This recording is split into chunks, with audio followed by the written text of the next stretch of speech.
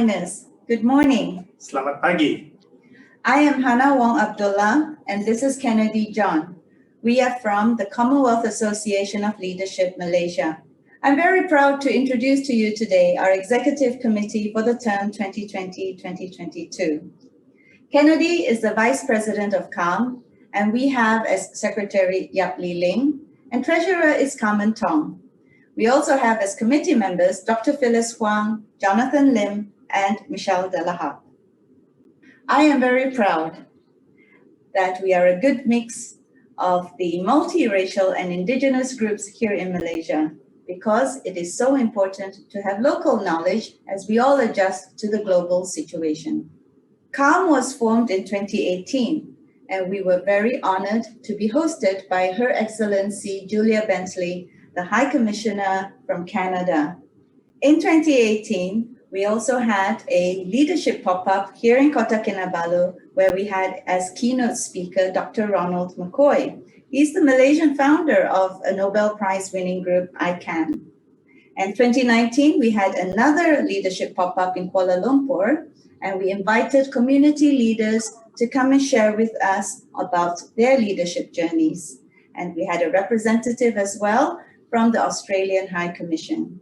Moving forward, we are going to organize a mini study tour in the format of the Commonwealth Study Conference, and we will have more leadership pop-ups so that we can learn from more leaders to groom the younger leaders in our community.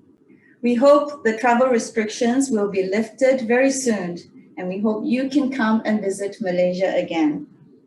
Until then, please stay safe and thank you, ma'am. Morning, ma'am. You visited India for the Commonwealth Study Conference in 2007. For me, it was a life-changing experience. The CSC alumni leaders have gone on to reach higher goals, not only in their chosen line of work, but also in contributing to the society, the country, and the world we live in. What powers the alumni whenever we get together is the common shared interest in betterment of our circumstances, whether for human lives, economic, social, and environmental, and appreciating the cultural contexts which define our differences and make us more interesting and fun to interact with. Over to my friend Jay. In 2015, I met you with my CSC study group at St. James's Palace.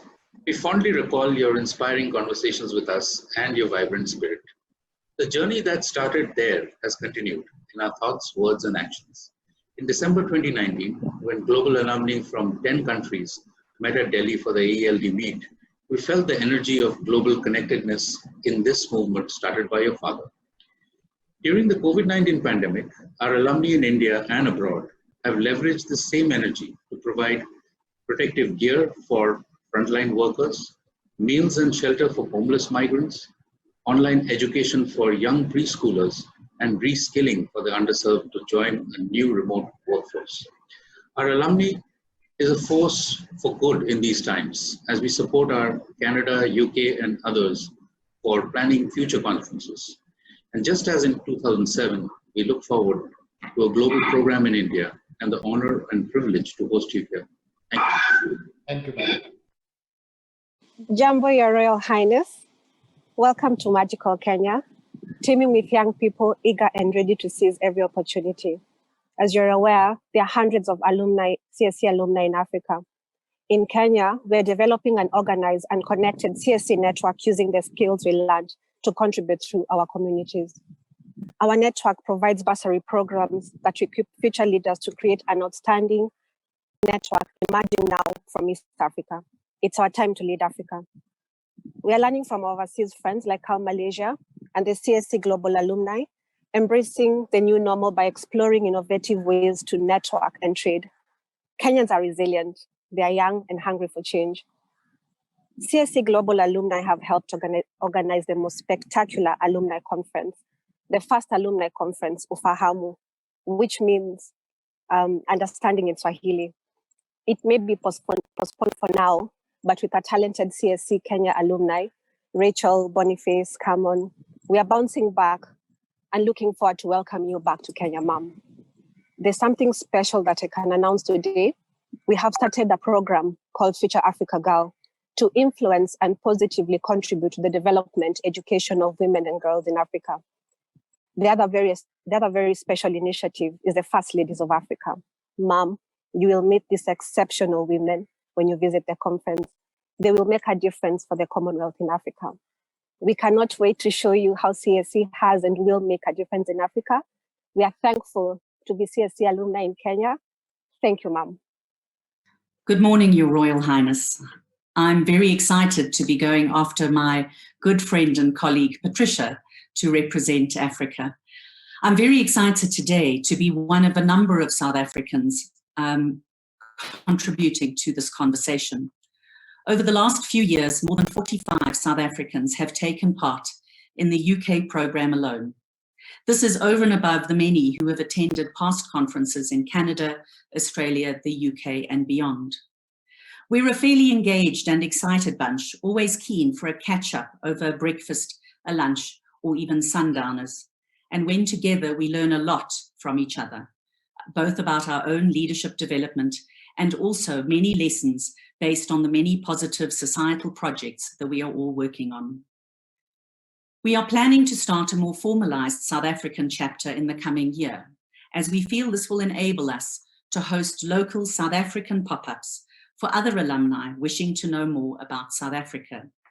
These pop-ups are short alumni events along the lines of the London pop-ups we have run for the last couple of years. A further dream is to build even firmer connections with our African neighbours. We already have many friends in Botswana, Zimbabwe, Zambia, Kenya, and Nigeria. And we are sure that this will help contribute to building a strong African voice in the Commonwealth. In addition, I sit on both the AELD board as an African representative and am an executive director on the CSC Global Alumni Board, as I feel it is critical to ensure both a South African and an African presence, as this is important for the future of CSC leaders. I hope in the upcoming months to persuade more of my South African and African colleagues to play a role in building the CSC Global Alumni further. After all, social capital, us, with all of our unique gifts, is what makes this all work. Thank you, ma'am. Well, good morning, and how exciting it is. I think just hearing the different voices from around the world just reminds us just how extraordinary and relevant the whole movement has been for so long. And I just want to say very briefly, from the UK end, they've had now 7 very successful years, bringing in some 600 new alum over that period of time. And one feels now the big opportunity is really to take how relevant our cause is in this world and work very much more closely together over a long period of time to harness the energy and the imagination of folk around the world to make everything that Commonwealth Studies Conferences stands for more relevant and more resonant for people. I think the issue of leadership, being open-minded, being understanding, learning from others, has never been more important in the world. I remember I had the privilege of the Royal Highness Prince of Duke of Edinburgh saying to me once, he said, remember, this is about study. These are study conferences. This is something we have to learn from. And learning from each other and learning from the world around us must be more important for leaders now than it ever has been. So I feel that there's a huge amount of energy in listening to some of those conversations this morning. That's undoubtedly true. And so I think what we've given ourselves really is the test of reimagining. And what could we do next? What is the next generation? When you listen to those lovely stories from around Africa or India or Malaysia or New Zealand, all those voices we've just heard, how do we harness that in some really powerful way? So I think there's a couple of things I would say quickly. I think one is really about us working together very clearly. And most importantly, I think it's about putting the alumni at the very heart of the imaginative process. Taking that energy, taking those connections, and thinking what it is we could do to make it more powerful and more relevant than ever. What we've got coming up in a minute, which I think is very exciting, is really in part 2, which is We've asked 42 different people in 6 groups. Amazing amount of work has been done just to make this little miracle of today where we've joined up around the world work. And in the next bit, we've got 42 people work together in 6 groups to look at some of the big subjects, because it's absolutely at the heart of the thought of what Commonwealth Study Conferences is, to realize that the world has many, many common problems. They're not always the same solutions. We've got to learn from each other and reinterpret and redevelop and reapply those in different ways. So hearing different voices is enormously important. And right now, with the world impacted with COVID, that must be truer than ever. So by some absolute miracle across incredible time zones from all over the world, what we've got coming now are half a dozen really interesting, I think, 3-minute pieces, which should bring together some of those ideas and spark further energy and imagination into what the next generation of our movement and our family could be together. So I'm very happy and just tremendously excited to hear all those voices. And thank you, of course, for the inspiration of Your Royal Highness. So thank you, ma'am.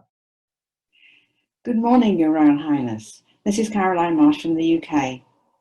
We hope to gather in Manchester in April this year until COVID-19 put paid to our plans. Our aspirations were to explore creative and collaborative leadership with local leaders and take part in some interesting activities with them.